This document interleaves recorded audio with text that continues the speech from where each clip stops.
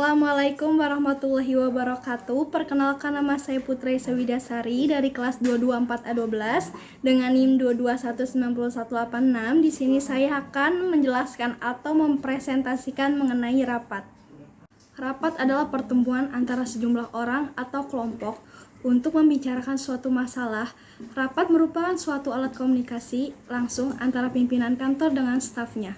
Rapat sering diselenggarakan oleh banyak instansi atau perusahaan.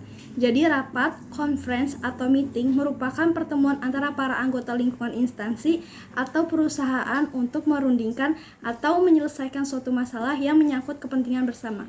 Selanjutnya yaitu perencanaan rapat. Perencanaan dan persiapan rapat. Adapun hal-hal yang harus dipersiapkan sebelum mulai rapat adalah yang pertama, membuat undangan rapat. Surat undangan adalah surat pemberitahuan yang sifatnya mengharapkan kehadiran seseorang untuk berpartisipasi dalam menghadiri rapat. Yang kedua yaitu mempersiapkan ruang rapat.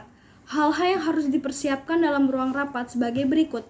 Cahaya yang diperlukan disesuaikan dengan kebutuhan luas ruangan.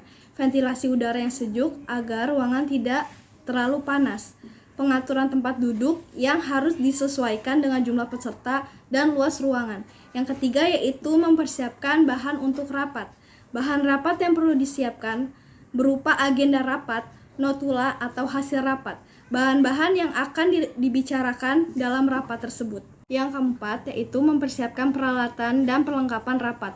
Peralatan dan perlengkapan yang harus dipersiapkan antara lain yaitu whiteboard, spidol, penghapus, flip chart, LCD projector, sound system, map, dan serta ballpoint-nya. Yang kelima, akomodasi dan penginapan. Bila rapat dilakukan lebih dari 1 hari, biasanya para peserta akan menginap pada suatu tempat. Untuk itu, sekretaris harus mengatur pemilihan tempat yang cocok untuk penginapan. Yang keenam yaitu konsumsi. Konsumsi rapat berupa makanan ringan, snack, atau makanan berat untuk para peserta rapat harus disiapkan agar para peserta rapat merasa nyaman dalam mengikuti kegiatan rapat. Yang terakhir, yang ketujuh, yaitu kesehatan. Untuk kegiatan rapat yang pelaksanaannya lebih dari 1 hari, hendaknya disediakan unit kesehatan untuk menjaga kondisi kesehatan para peserta rapat.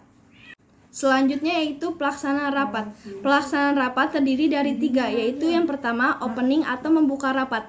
Hal-hal yang harus dikemukakan dalam rapat adalah yang pertama, acara rapat. Yang kedua, menjelaskan tata tertib rapat atau yang bersifat fleksibel. Yang ketiga, motivasi. Pentingnya masalah yang akan dibahas. Yang keempat, pengenalan masalah atau persoalan masalah yang akan dibahas. Yang kelima, tujuan diadakannya rapat. Yang keenam, yaitu tanggapan-tanggapan atau saran. Selanjutnya, yang kedua yaitu main meeting atau berlangsungnya rapat. Selama rapat berlangsung, pemimpin rapat harus dapat mengatur jalannya rapat agar tertib. Masalah yang dihadapi dalam rapat harus dapat diatasi seperti terjadinya perdebatan yang berkepanjangan, adanya monopoli pembicaraan oleh salah seorang peserta rapat, dan tidak konsentrasinya peserta rapat. Sekretaris bertanggung jawab untuk membuat catatan rapat.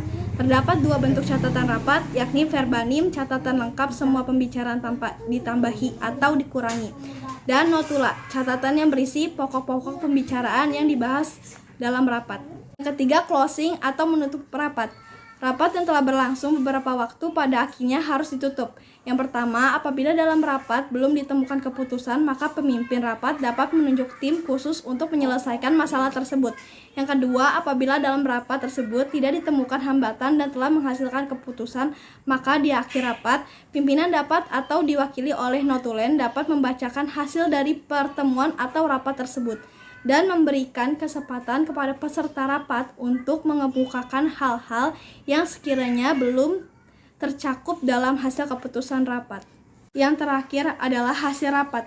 Setelah rapat selesai, sebaiknya dibuat notulen atau risalah rapat sebagai alat bantu ingatan atau bukti hasil rapat. Pada dasarnya, susunan notulen terdiri dari yang pertama, yaitu judul atau topik, yang kedua waktu dan tempat, mulai dan berakhirnya rapat, yang ketiga pemimpin rapat, yang keempat jumlah yang diundang, hadir atau tidak hadirnya peserta rapat, yang kelima acara rapat yang disebutkan secara berurutan dari pembukaan sampai penutupan, yang keenam jalannya rapat, yang ketujuh tempat, tanggal, bulan, dan tahun.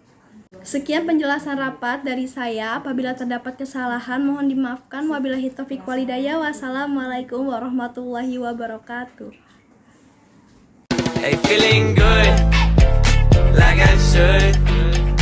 When in dark, walk